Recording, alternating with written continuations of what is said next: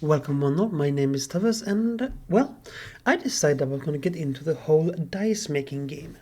Basically because I have recently found a brand of good casting resin here in Sweden. So I decided to, why not? Let's get on to this. But since I don't like to do things the simple way, which would have been to download some dice molds or even take some regular dice blanks or something, or just take a regular die just to get used to it, I decided to make my own dice. And, well, what we're going to follow now is the process of how I try, do, and fail to make dices. And I decided to show the entire process just to make sure that we get all of it in there. There will be some talking, there will be some music, there will be some more talking. And what I'll start out with here is basically in Illustrator. You use any vector program. And I'm making a mask for a Boolean process where we show on later. So basically anything that's black on this one will be cut out of the final dice mold. That way I can design the numbers here, you see. This is a bit floofy, but it's still good. So basically just have the square represent the face of the die, and then I scale the other objects to the size I want. Pretty easy. Then just do this for all the 6 sides, and the idea is that once this is done, you can then take this into a 3D program and make a cutout for that. Now again, I'm not a pro, so I go about this the absolutely most ass backwards way you can do it. And I think we will see that there are simpler ways somewhere along the way. I'm pretty sure people who are used to doing this as like holding the hands against their head and screaming right now. But this is the way I do it. It's a simple way to do it. And if you want to do it yourself, this is a not entirely bad way to do it. Now, if you have access to Adobe Illustrator, that would make things way easier. But any vector capable software will do. In fact, you could technically do this with a raster-based one too, but your edges won't be as clean, and when you do 3D printing later on, edges are going to be very important. Now you maybe recognize that lovely mug there, and I decided to do a Genji die, because, well, Genji is adorable. Now here we are in Blender. Blender is a free program compared to Illustrator, it's a very expensive program. Blender is free and very easy to work with.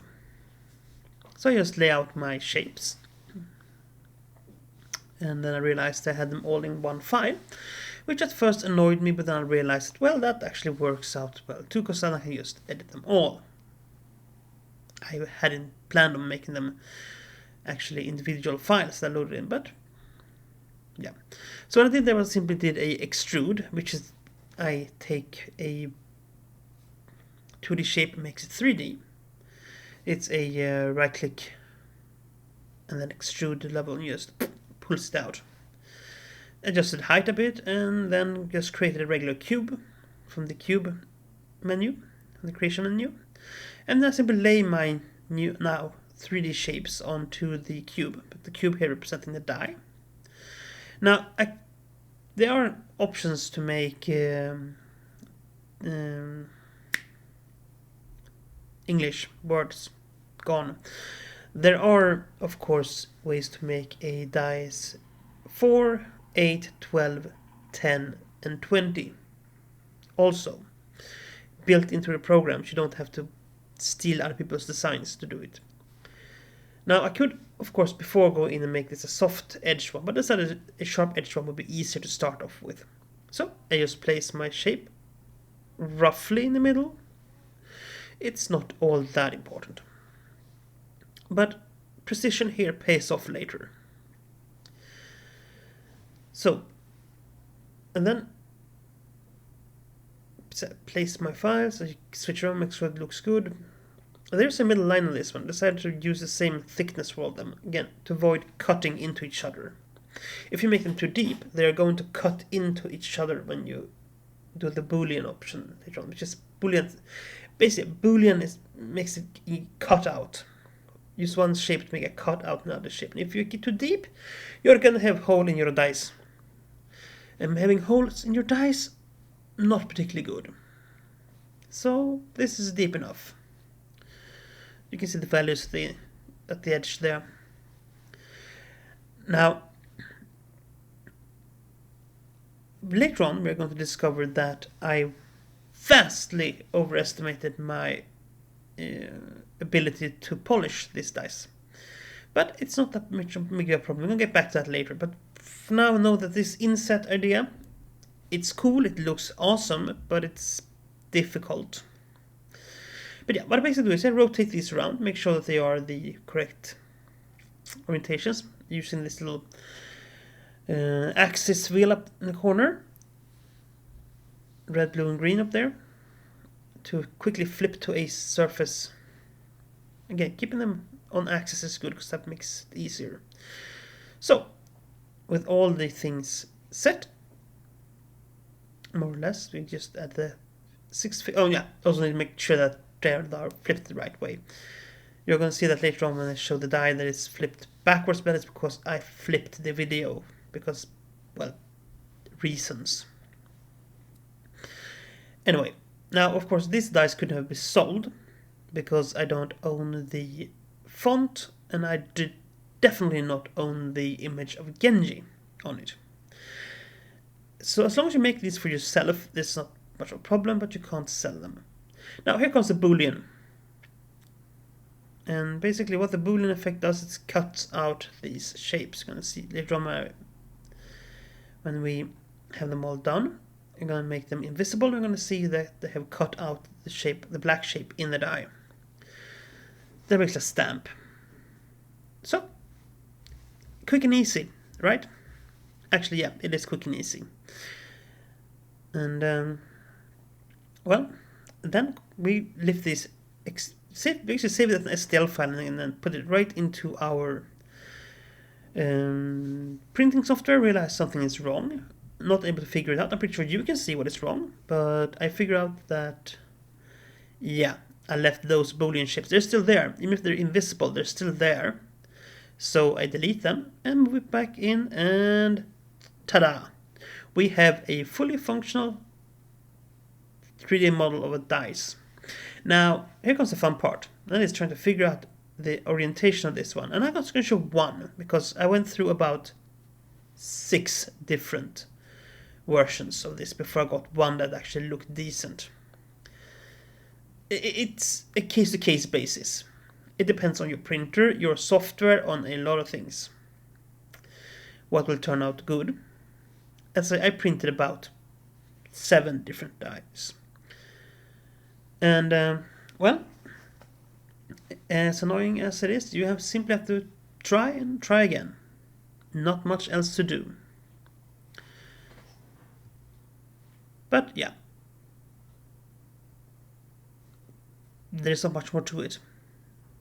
You print and you print again until you get a good design.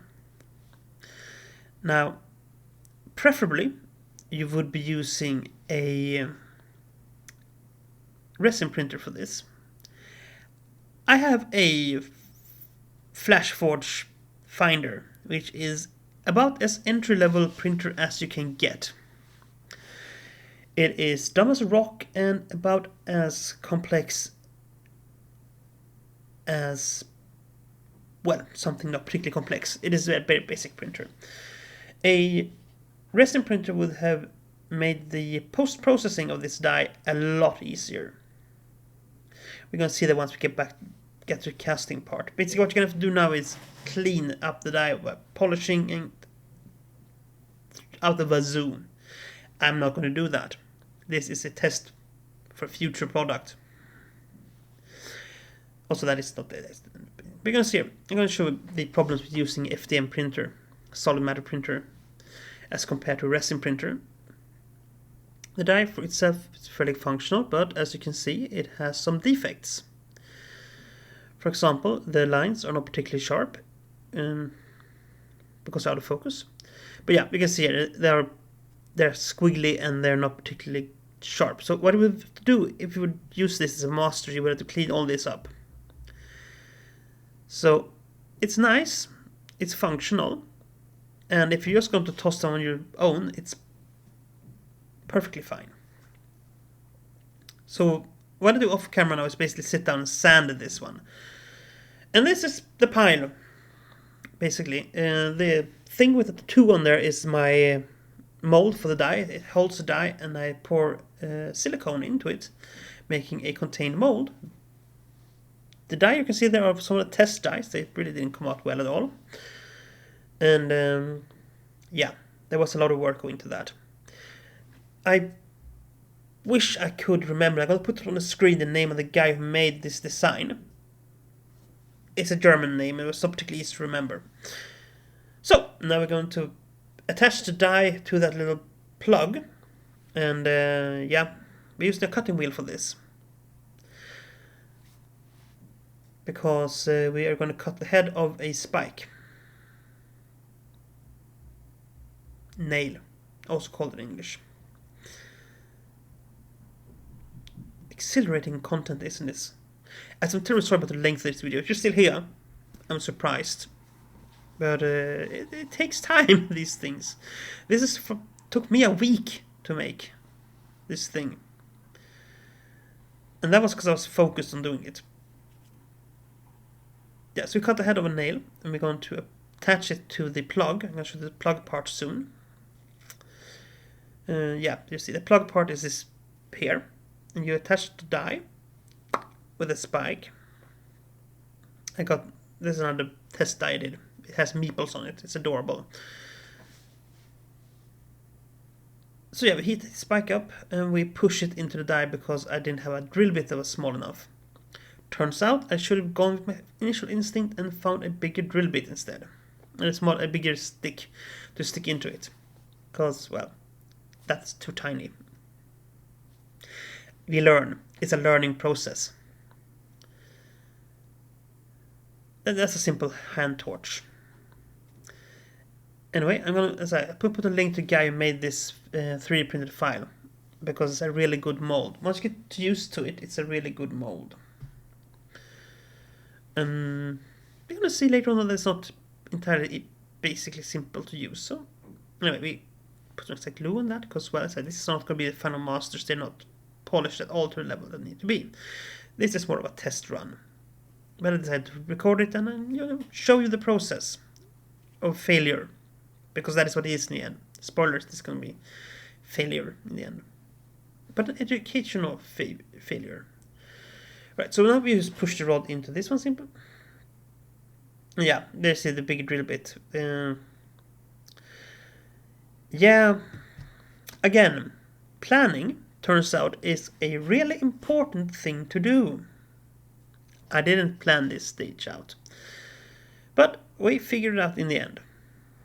And, well, in hindsight, I should probably have made a bit more, well, how should I put this, a bit more effort into this part. But you can see how I measure things there, and the die sits well in the mold. The mold is actually turned out really good, apart from one part. We have fixed that in post. Now, this is another one of these, how the heck did this happen?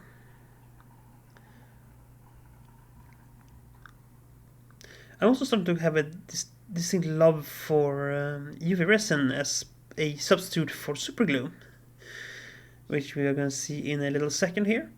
Yeah, oh, actually I can see it because I held it off screen.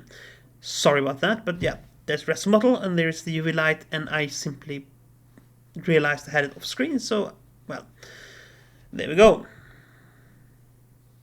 Marvelous, isn't it?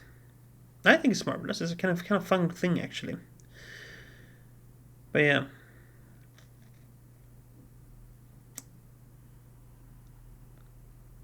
As you can see, we just put some UV resin and a cure to make sure that we have the proper amount of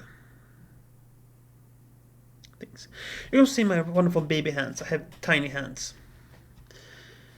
Yep, so dies, molds ready. We get time to prep it. And for that we use my old friend the duct tape. Not much to say about it. You just tape the living heck out of it to make sure that the silicone doesn't run out anywhere, and then we tape on the other end to make sure that it doesn't come loose during transfer, and then we try to zip tie it, which is overkill on a level of, oh my dear lord, this is overkill. But now we get into the silicone part, and again here we have a learning process, because it turns out that the 5 minutes that I have for curing the silicone is not really enough. This is the first time we use this product. Honest to God, I did pour that a lot slower, but it's already way too much. I know now what I did not know before. But anyway, so slow pouring is a thing. Now this is we are pouring too quick, a lot too quick. So it's scoop a bit back. Scoopy, scoopy, scoopy, scoopy, scoopy, scoopy, scoopy. Yeah. You need to use tools for the trade. It was messy. But yeah, it's more or less correct. It's a 1-to-1 mix by weight. And I'm gonna see if I can actually find the name of it. It's Progel 10 Silicone. It's technically designed for making prosthetics and stuff like that. So it's really soft. And that might be good or bad, but it's supposed to be able to take low melting point metals, so it definitely can handle resin without a problem. But we whip it up carefully, try not to introduce too many bubbles. Like I said, even without degaussing it came out great. Now again, pouring control, my friends.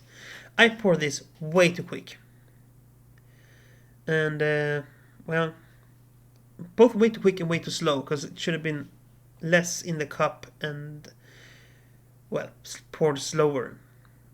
Then of course it became the point where it started to set when I started pouring the second mold. Gonna see that in a moment. We're gonna have to play around with that, because yeah, you have about 5 minutes to pour it, because it's not designed to pour with this kind of accuracy. But for intents and purposes, it turns out well, I think. We're gonna see later on. But yeah, pour slower if you're using these designs, because they fill up really quickly. Also have paper ready. Paper is good, but now you can see here it's already sort of chunky, and it just can get chunkier and chunkier, and well, after a while it is no longer really pourable. So you can guess how that mold's going to come out. Yeah. On that well.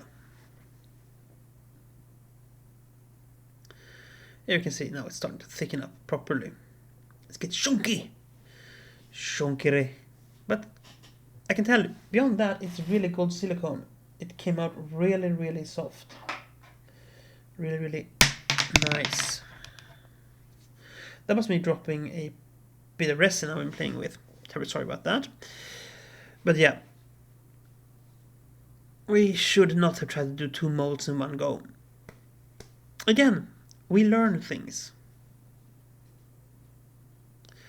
At one point here, we're going to start pulling out a spatula and simply giving up, trying to jam it down with physical force.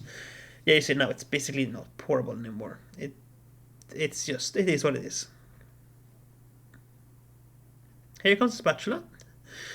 It is now at the level of paste.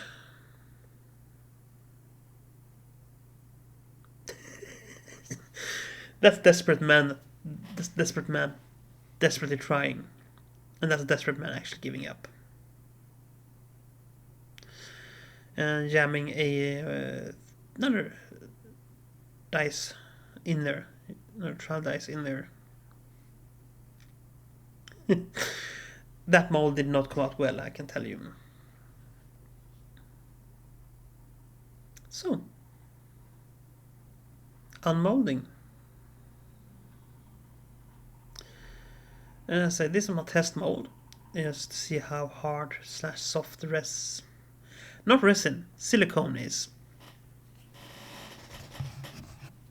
And well, after murdering the cup and nearly cutting my own finger, we realized that it's actually pretty good. It's a nice soft and squiggly bit of kit that cuts very well. And well, having it cut very well, it's nice. I was a bit afraid it was going to stick better. It's still a bit uncured on the bottom there. I think that is from the compounds not mixing properly. We cut it out. You see a bit of my lovely face. Say hi.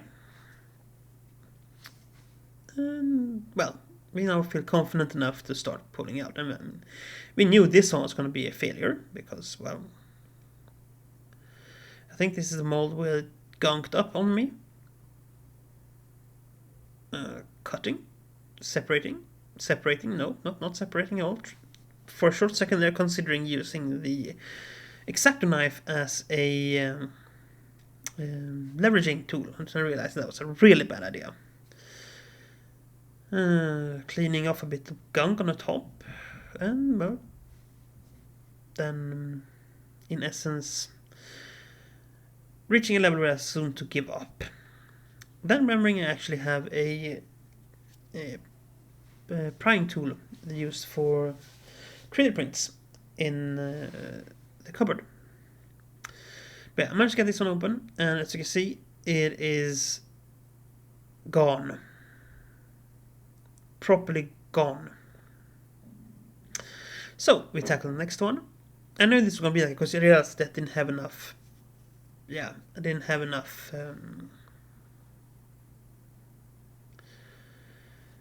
silicone going into it to make sure even a half decent one. So we tackle the next one. We still have the same problems. I'm not really getting it open, and I still consider using the X-Acto knife as a prying tool. Wonderful idea, I have to say myself.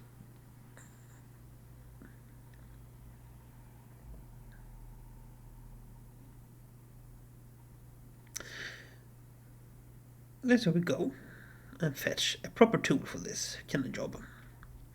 Now this mold does come out a lot better, but not without its own defects.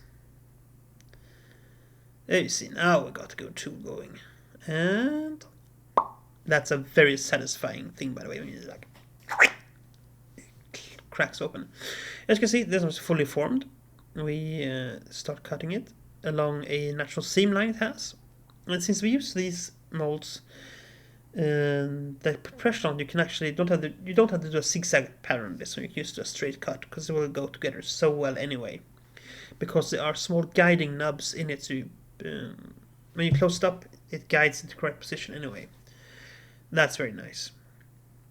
So yeah, we have a done mold. Now a smart person here would have realized that the entry hole to it is way too small. I didn't. So guess what happens next? Well, we start mixing resin. And as I said, this is a crystal clear resin. It's from Gede. I had no idea. Sort of French sounding. Pibeo, in a way, is the company that makes them. And it's a crystal clear resin. It's really nice. We make way more than we actually need, but hey, it's for fun. And I had a few other things on the test too, so that should be okay. We stir it up. Again, surprisingly few bubbles in it. Even with stirring it, there's surprisingly few bubbles in it. Now, here is where we run into a problem. We get a airtight seal. We try to break that seal, but it simply doesn't work. And I mean, it's not much you can do at this point. We have an airtight seal, and that liquid ain't going anywhere. I managed to solve it later on, off camera, but for now, it is what it is.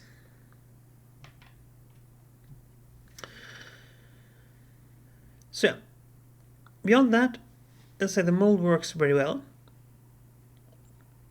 I pour a bit into the film mold just to see how that comes out, and then we futz around a bit more with this. Also, I know I should be wearing 2 gloves at this point, but I'm not, because I'm a bad person. But I also somehow managed to not get any resin on me. Don't do this, always wear gloves.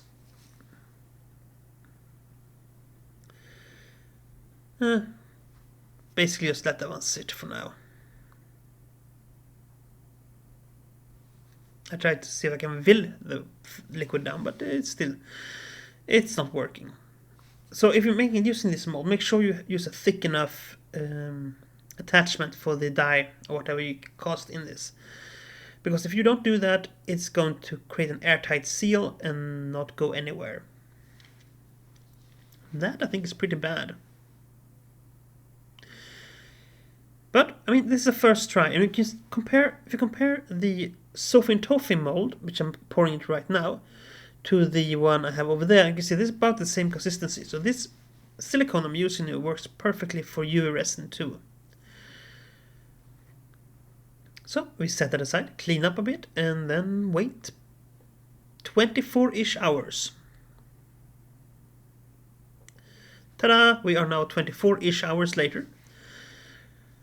And things are more or less set.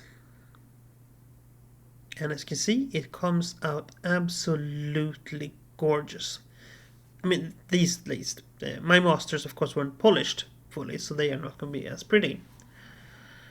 And you're going to see when we pull out the top of the mother mold, the problem with 3D printing. But yeah, these turned out really beautiful. They're gorgeous in my mind. And as you can see, crystal clear. No bubbles, no nothing. Simply beautiful. And I dropped it. It's now on the floor. But yeah, so as the resin goes, it's a wonderful product to work with. It's almost no bubbles, crystal clear. This is my failed dice mold, and this is the Gede die you saw me make before.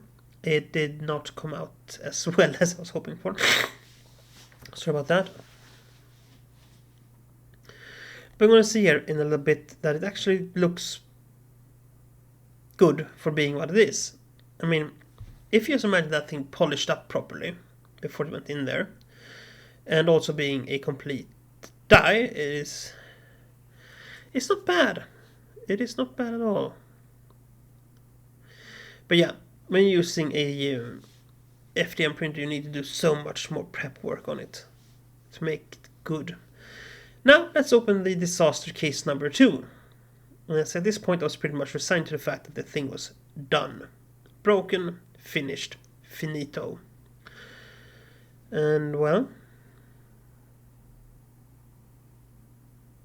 I guess we'll see. Also has some overflow into one of the canals that holds the plug. So I tried to do a quick fix of that, but it was still a bit gummy, so I decided to leave it. Now, there is a good chance that this resin never actually hardens fully, because I might have mismatched how much I put into it. Again, it's not an exact science.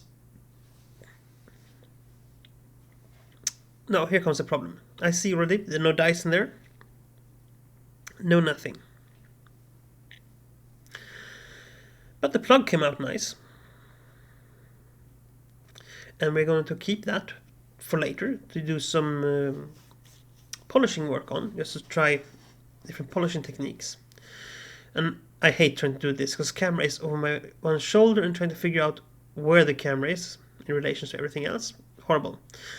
But yeah, as I noted, we got an air seal and only about a third of the resin actually got into the mold. But the part that did come out fairly nice. We are going to use this as a polishing test later on too, but that's an entirely different video. So yeah, things maybe didn't turn out the way I was hoping for, but we learned a lot. And this being my first try, I think it's actually good. we can work from this. Now, did I know something? You can see, look at this. This is gorgeous. No bubbles, no nothing. It's just crystal clear. So yeah. For all intents and purposes, the products I've used, I will list them in the description below. The products I've used, and this method works. We're just going to fine tune it. So yeah, that is how you do a dice mold, basically. Now, I'm sorry, this video is it's over 30 minutes long. If you're still here, I'm impressed. All information about stuff I used in this video will be in the description below. And until next time, stay safe, be kind, and play fair. Bye!